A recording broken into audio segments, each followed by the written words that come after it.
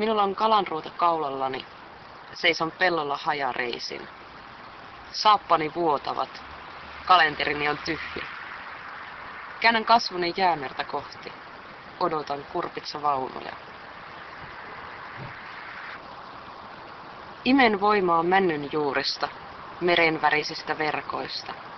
Tiedän, ettei täällä mikään kestä. Marmoria ei tarkoitettu näihin seiniin.